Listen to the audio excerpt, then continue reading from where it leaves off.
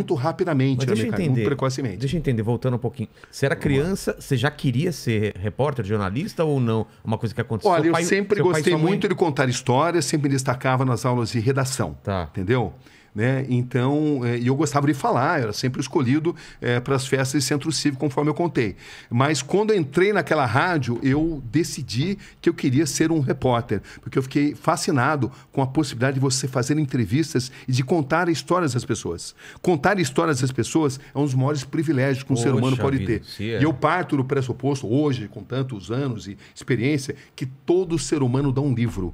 E que não existem limites, não existem regras de quem pode e quem não pode ir à entrevista, né? Porque tem gente que acha que você não pode dar entrevistar palco, todo né? mundo, que você vai glamorizar. Eu lembro, por exemplo, de um secretário de segurança de São Paulo que ele dizia, olha, se você entrevistar um criminoso no PCC, você vai glamorizar o crime, é um absurdo isso, né?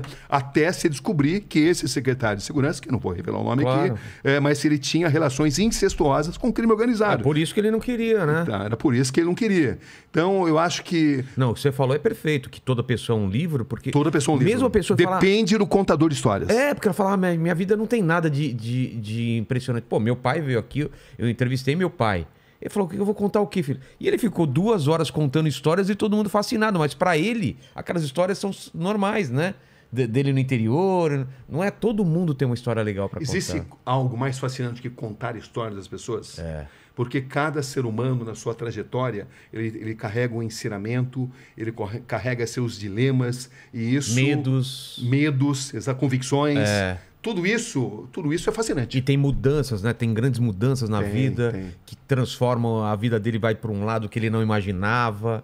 E a pessoa, quando ela começa a contar, ela mesma se impressiona de quanto a vida dela é rica, Ela né? não percebe o quanto a história dela é interessante. É. Né? Desde que haja um bom contador de histórias. Que Essa é a nossa encaminhe, função. né? Que saiba fazer algo de uma forma atraente. Né? A gente precisa fazer o texto de uma forma que atrai as pessoas, de uma forma que seja prazeroso de se ler aquele conteúdo. Né? Então, a arte de fazer um bom roteiro, de como contar, de ter assim, de surpreender o leitor para envolvê-lo ao mesmo tempo, que é o X da questão. Exatamente. E quando você chega você vem para São Paulo, já direto para Globo, ou você vai para o Rio? Eu vim para São Paulo. Para São Paulo. Exatamente. E aí Com 17 anos eu fiz isso. E aí, você foi morar onde? Como que você fez? Eu vim morar numa... Primeiro eu fui morar com meu irmão, que estudava medicina aqui, mas eles não limpavam tanto o apartamento e eu tinha alergia a pó e comecei a passar mal. Aí eu precisei morar numa pensão. Era uma pensão na Rua Bahia, em Higienópolis, que era perto da Globo. A Globo ficava na Praça Marechal Deodoro e foi ali que eu morei, né? Logo no começo, com 17 anos, né? Enfim. Já pagando as contas? Já pagando as contas, já fazendo matéria para o Jornal Nacional, né? E, na verdade, naquele tempo já tinha a lei de que você deveria ser formado, mas havia também a possibilidade do estagiário. Tá. Então, embora a Globo soubesse que eu não poderia apresentar um diploma pelo fato de ter apenas 17 anos, estar no segundo colegial, eu entrei graças a esse benefício das empresas poderem admitir estagiários. Aí, posteriormente, a própria Globo pagou minha faculdade, a Globo foi minha grande escola de jornalismo, né?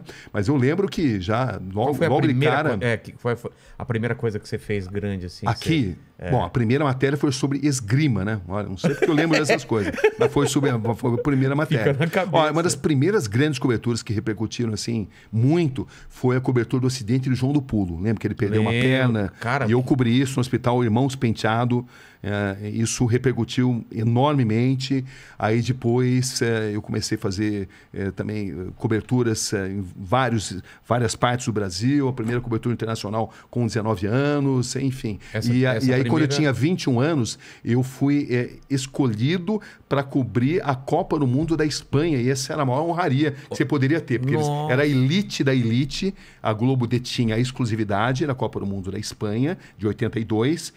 Então, ter sido escolhido foi algo assim muito importante para minha carreira, Nessa cobertura, eu tive a oportunidade de trabalhar com um cinegrafista monstro chamado José Wilson Namata, que é falecido. Mas é um cara que abriu assim, a minha mente para a importância de ter uma experiência no exterior, para aprender muitos idiomas. E um ano depois, eu estava nos Estados Unidos, eu pedi uma licença para a Globo falou, não, a gente precisa de você aqui. Falei, então, eu pedi demissão, mas eu saí bem da emissora. E aí o que aconteceu? Um ano depois, eles me convidaram para ser correspondente em Nova York. Mas por que você deu a louca assim, vou me desligar da Globo e vou para os Estados Unidos? O que você pensava? Porque essa cobertura da Copa do Mundo da Espanha e grandes eventos esportivos, eles abrem a sua mente, porque o grande evento esportivo, ele tem o esporte, mas ele tem também um choque de civilizações, choque de diferentes culturas. Então, a minha cabeça se abriu para a importância de se dominar diferentes raciocínios, diferentes formas de pensamento e de ampliar os meus horizontes. Então, eu defini que eu tinha que aprender inglês, que tinha que ter uma experiência internacional. Aí eu pedi inicialmente, eu me matriculei no curso, pedi uma licença para a Globo. Eles disseram que não podiam dar, mas falaram, olha, você é um cara testado e aprovado. Nunca essa frase do Armando Nogueira, né? Era o Armando Nogueira e Alice Maria, os comandantes. E ele falou assim, olha, Cabrini, você é um cara testado e aprovado. Fique tranquilo que a gente vai estar com o seu nome sob perspectiva. Isso, de fato, aconteceu, porque um ano depois eu estava em Davis, na Califórnia, e eles me chamaram para ir para... Porque eu fiz o TOEFL, né, que é o exame, o teste de inglês que você precisa para entrar numa universidade. Eu consegui uma vaga no curso de jornalismo de Sacramento, lá na Califórnia.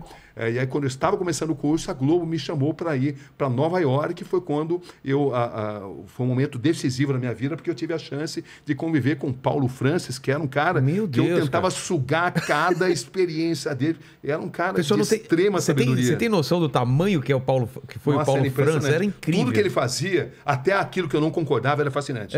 Porque ele sabia defender os seus argumentos. Tive a chance de conviver com o Hélio Costa, que na época era o grande repórter. Ele detinha a arte de prender a atenção das pessoas no Fantástico. Não sei se você já ouviu falar disso, mas ele fazia grandes matérias no Fantástico, e eram matérias com uma audiência absolutamente extraordinária. A voz dele, eu lembro. Exatamente aquela. Depois ele virou político e tal. E ele era o diretor do escritório. Entendi. E o Lucas Mendes, que era assim, o maior exemplo da fina ironia de um texto privilegiado. Então, você imagina alguém de 21 anos convivendo com essas feras, tendo essa experiência. Né? Então, eu sou muito grato pelas experiências que o jornalismo me proporcionou.